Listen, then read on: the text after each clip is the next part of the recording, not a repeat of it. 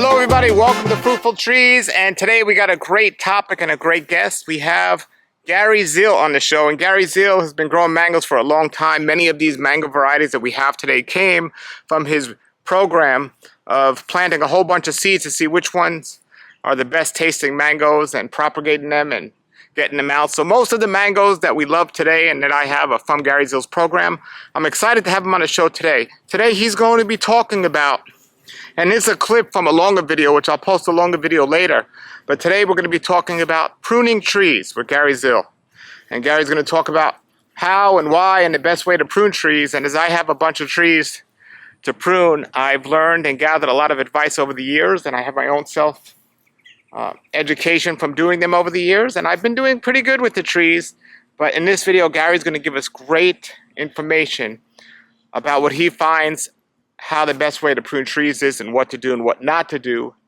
And we're going to check that out right now. So this is Gary Zill. Remember, this is part of a longer video. I'll show the complete whole video later on, but I definitely wanted to get this clip out to you because now is the pruning season, and I want to make sure if you're pruning mangoes, you're doing it the right way. So here it goes. Okay, so now in trimming trees, if you trim a big tree and you want to keep it, let's say 10 feet or 11 feet, eventually, if it's a natural big tree like a Valencia Pride or something, will that mess with the fruit production? Yes and no.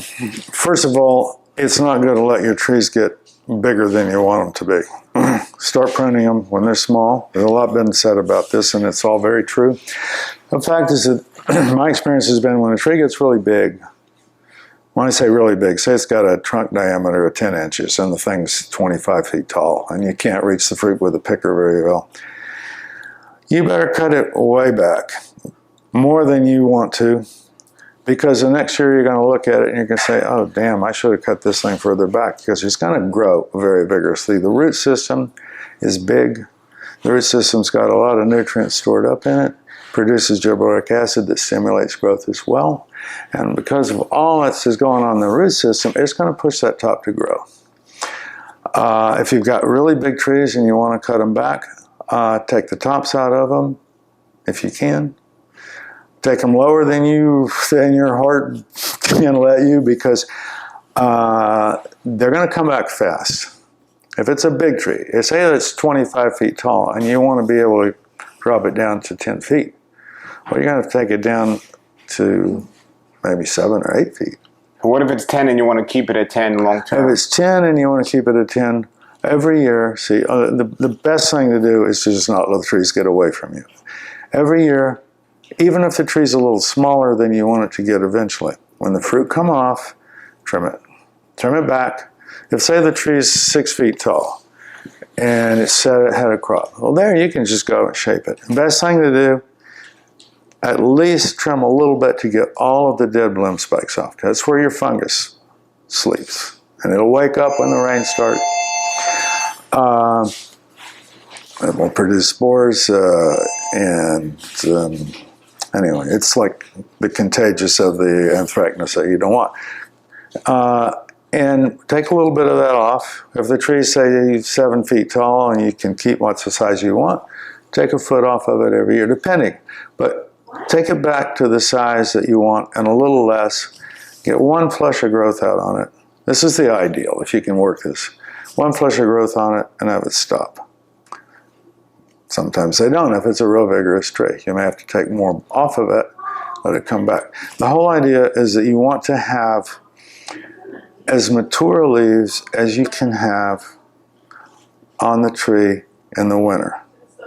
Because the older the leaves are, the more inductive, well, the more easily for cold weather or other climate changes to induce flowering. And if it's young, tender, new growth, they just won't flower. I don't care how cold it gets. Okay. Well, I don't say that, but they're very unlikely. You're not going to be happy with your tree. So my advice is, as soon as you can as you get the fruit off the tree, do your pruning then. The small tree, shape it up, get it to be the shape you want. If you want it low and spreading, or if you want it shaped like a Christmas tree. But do the pruning as soon as you can. And don't be afraid, you're not going to hurt a mango tree to prune it. Unless you prune it a lot and then over-fertilize it. They don't like that.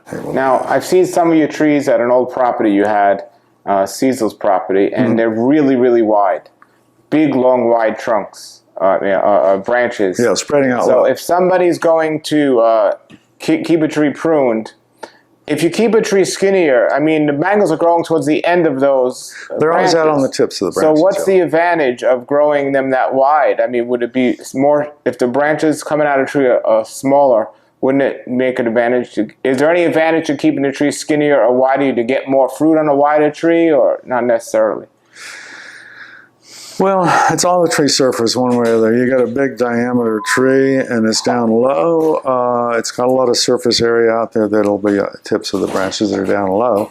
It all depends on how crowded you want to plant the trees. If you got only 1 or 2 trees that you want to grow and you got a lot of space, you can keep it top and let them get as broad as they want, because you're still going to get branches fruiting out there. And I'm not sure, but I'm kind of almost thinking that horizontal branches tend to flower easier. But that I'm not. Don't take that to the bank or anything. But I do know that your question is, everybody that's got trees in a grove or anything like that, you want them shaped like a topped Christmas tree. Come up at an angle, take the top out. Sun is their food. Fertilizer isn't their food. Fertilizers are vitamins and minerals, but they feed on light. If they don't get enough light, you're not going to get a crop. So take that in mind when you're pruning. And that's what I say. As far as pruning goes, ideally I wouldn't want the mangoes to be the fruit to be any higher than you can reach with a picker, and it's just the time it takes and everything else, and the care. It's a homeowner, if they've got a tree in their backyard and they can go out every year and trim it a little bit, get all the dead flowers off of it, dead blooms off of it, they're going to have a lot easier time keeping their fruit clean. And the more sun they can get by pruning them, you're not going to lose enough if you time it right.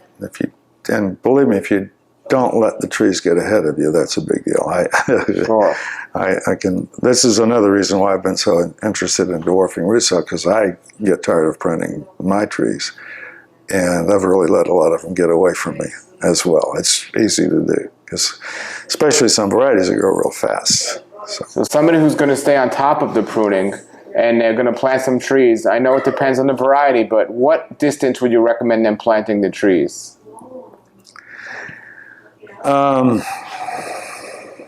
Or what's the closest they can get away with that they could still get enough sunlight?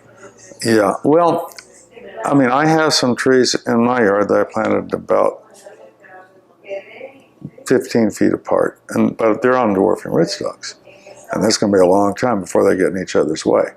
But a rather fast-growing tree, you're going to need to give it about, I would say, 20 feet. Some people plant them closer. They go, say, 20 by 25 or 15 by 25. So they can get a crop of fruit, and then later on, they just hedge them. They'll have a hedge of mangoes.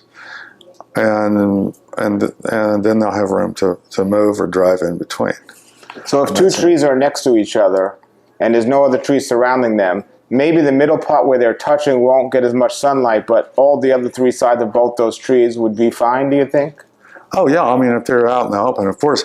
But if you got 2 trees that are close together, you can always just, from the top down, kind of cut and give them some light. It all depends. I mean, if they're 10 feet apart and they've been growing together for a long time, it's going to be, I don't know if it's even worth the trouble to try, if they're just really big trees growing together. Or you may just have to be really drastic and cut them back and not count on getting a crop that year or that following year. And sometimes you may have to cut a trees back severely, and then the next year cut them back again to get them under control. I've seen that done. I was amazed at a tree I saw at Alex Salazar's place that it had a trunk like, 12, 15 and bigger in diameter, and he cut it off as a stump. And it sprouted out, and I don't know how I had the time to do it, but he put grafts all over it. And then had to prune them back a couple times. He ended up, I haven't seen it, that was a year or so ago, and he ended up with a nice looking tree that was productive. However, that tree's never going to heal over. And that dead wood in the center is going to never heal over. And if there's ever a lot of wind, it's going to break off. It's just going to, those branches are going to peel off. So it's interesting, and it might be worth the trouble if you got the time. But I've had some people say, I remember it was Carl Campbell.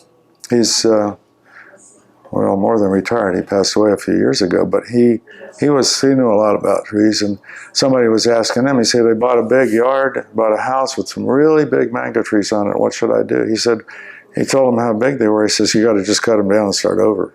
He says, because you take those trees back, and they're just going to keep growing and growing and growing. Now, unless you want to try and go to all the trouble to top work and re-top work. And I took some trees that I wanted. I had my brother Walter top work for me. They were way too big, and I thought, well, top work. I'm going to change them to some other. By top work, I mean cut them back, put other grafts on them, grow them out. The problem is that when you do that, you still have to work with a fairly decent sized branch, or else you cut it back to a stump. And so you put your grafts on them, they're going to come out very vigorously because they're put on a good sized tree. And all of the ones that I did that with, within 2 years, were almost as big as they had been before they'd been cut back. Wow. And to me, they were way too big. Well, that was about 3 years, and I just never got around to pruning them back like maybe I should have, because it's, unfortunately, or maybe fortunately, I've got too much to do to keep track of everything. Sure. What's your opinion of multi-grafting when people put more than one variety on a tree?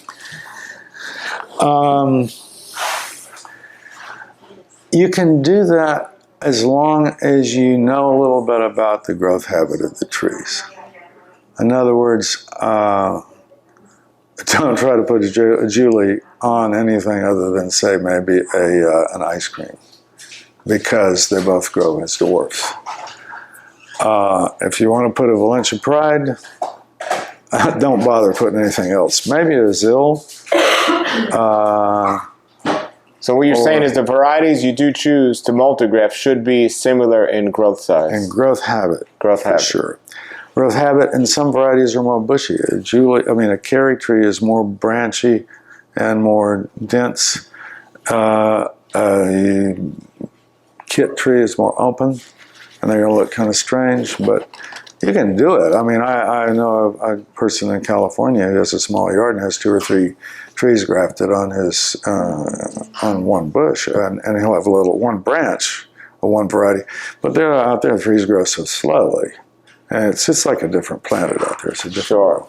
Sure. And growing in pots, a lot of the people, they don't have room to grow a lot of big trees, and I know this is one of the reasons why you're trying to dwarf some of the trees for the people. If people decide to continue growing in pots, how long could they go on a mid-sized tree where eventually they're going to have to get out of the pot and get it in the ground? Well, it all depends on your root system. Of course, anytime you're growing a tree in a pot, the biggest thing you have to worry about is going on vacation or just forgetting to water them, because they're completely helpless, and they can die very quickly. Mangoes can probably the most thrifty as far as water use of any fruit tree, but still, they can't just be left to dry out.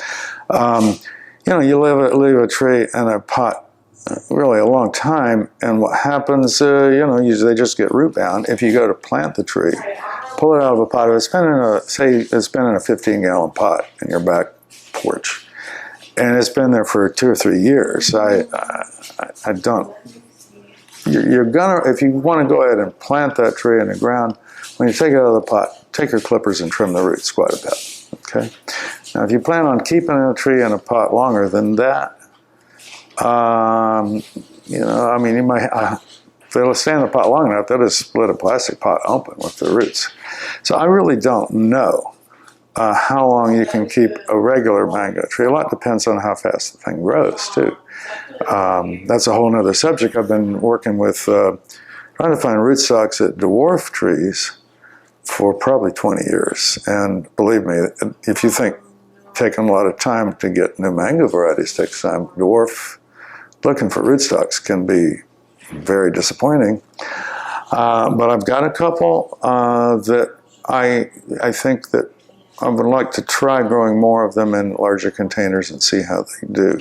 I've got 2 rootstocks that I have a few that we can work with, and a few others that I'm looking at as well. And there's some, I know that the question I'm having is how many we can grow, because that's you just can't. I can't get that many good rootstocks right now. I hope to in the future, but right now. All right, everybody, that was Gary Zill from Zill's High Performance Nursery. I'll put their contact information below. He has great information, and as I said, you know, pruning trees is such an important practice, especially if you plan on planting them too close or closer. And it's good to know how to do it, what to do it. Even if you have one tree and it's not too close, you don't want to get trees that are too tall. So, for example, behind me here, I have a dot tree. And then on top of that, there's a big tree. That's my neighbor's tree that's way too tall. I don't want a mango tree to get that tall. So you got to stay up on them. And hopefully this information, you learned a lot about pruning trees. For me personally, here in Florida, I try to keep my trees below my house. I don't want them to grow taller than my house. My house, I don't know how tall the roof is, but I don't want the trees. So these trees here that are growing, they'll never grow. If I keep things the right order, they'll never grow higher than the roof.